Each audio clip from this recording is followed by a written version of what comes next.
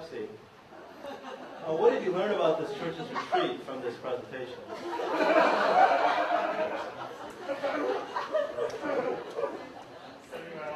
Okay,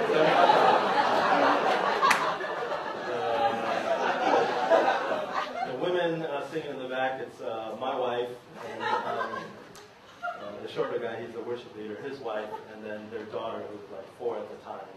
So it's the 3 of them, and okay, so what else did you learn about this church's retreat? Sonic in the back. Okay. Good, you were paying attention. Did you learn anything else about the church's retreat?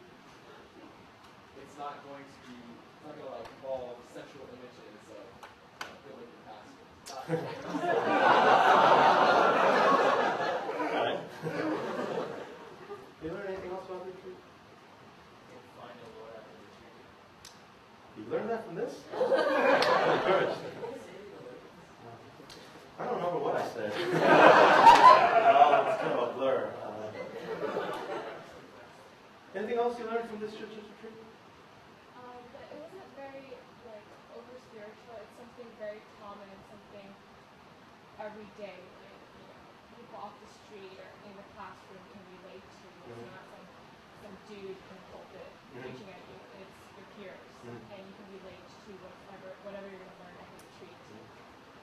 Now, as you were watching this video, what did you feel? Just like I'm asking after the question commission. Humor? Okay. Was it amusing? I really don't want to go to this.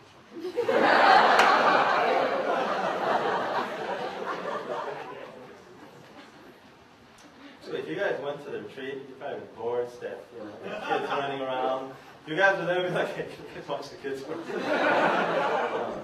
This video we posted on our website in 2002. The retreat, I think it was in August or something, and we put it up in July. And within 3 days, we had the computer science guy, you guys know what I'm talking about. Basically, the clip was a little over 2 megs, and we had a 10 gig transfer from our website, and it got shut down in 3 days because we exceeded 10 gigs in 3 days. So what's 10 gigs divided by 2.5 meg? What's the approximate number? 5,000? Well, we called the server, and they said that we more than doubled our exceeded bandwidth. So he said it was more than 20 gigs in 3 to 4 days. They shut us down, and they made us pay another, it was $200 actually for those 3 days. And they said, we're going to force you to update to the next one. No, this is never going to happen again. No. We're going to pay for more money for it. Here's the interesting part, though. After we did this, our church got a lot of emails from people wanting to come visit. And we'll say, how old are you? 15, 16. They're mostly high school kids. Now, when you see something like this, again, what do you feel? For you guys, the reaction was actually quite low compared to our congregation. I mean, imagine if Pastor Ed, Manny, Daniel, William, Kelly singing in the background, Manny's younger daughter in the back. I mean, that's the kind of response that our church had. It was like, the first time they saw it, it was more shock. It was just like shock. No. I'm trying to make a point here. The point is that when you look at this again, some of you said it, it's like you want to go to this retreat. You know nothing about the retreat. You don't know what we're going to do there.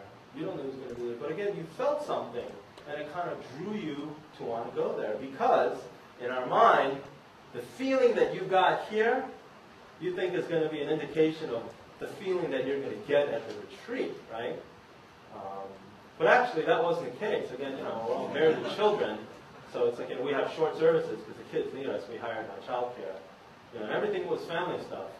And we shut down about 10 o'clock.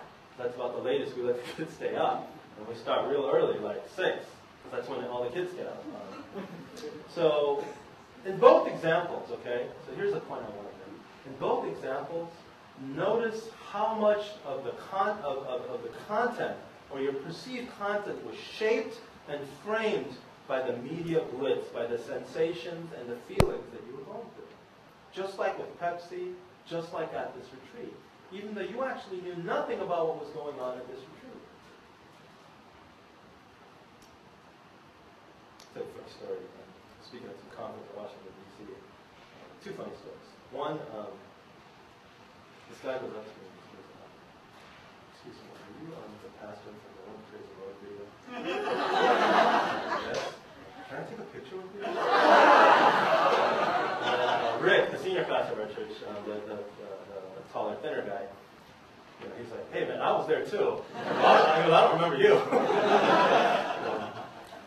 Second time I was in Korea, walking down the street with one of my former students, walking around, this guy stops me and goes, hey, you know, he said this in Korean, and he was like, World Praise the Lord video. You know, this random dude in Korea, really random, really random. Now, what did that tell me? It told me that just the power of this literally, it's a dumb little video clip that we spent a day filming. I was just amazed at the actual, like, the power of the internet, you know? It's not anymore, but about a month after it happened, if you type, like, Won't Praise the Lord on, you know, on Google search or something, I mean, people would post it up on their websites, and I'd hear something, this is the worst crap that I've ever seen, you know, to like, oh, this is so cool, you know, I want to go visit this church, and I mean, just again, the power, you know, the power of this media blitz that we get.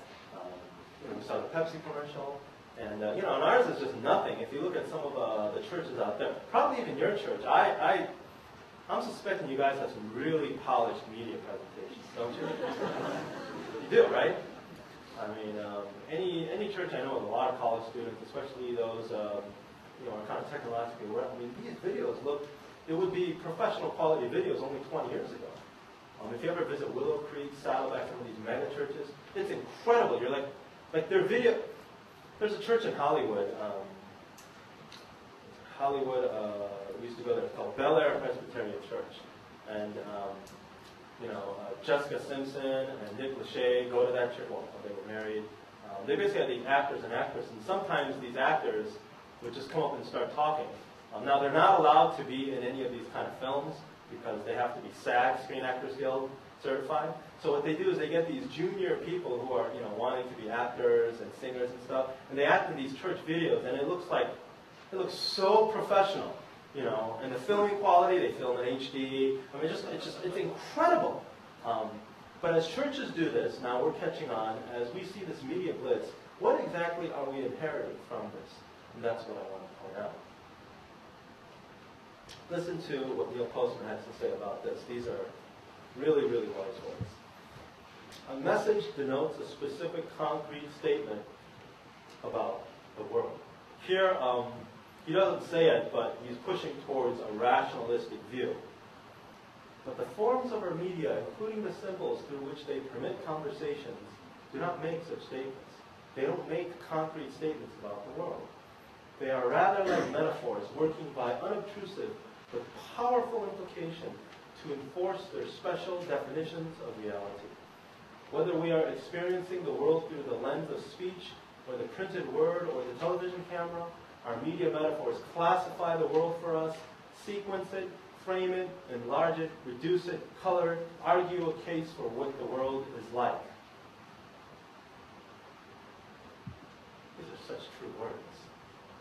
And this, I'm contending, comes from, again, the empiricist-driven philosophy that we have inherited, because sense experience is all there is.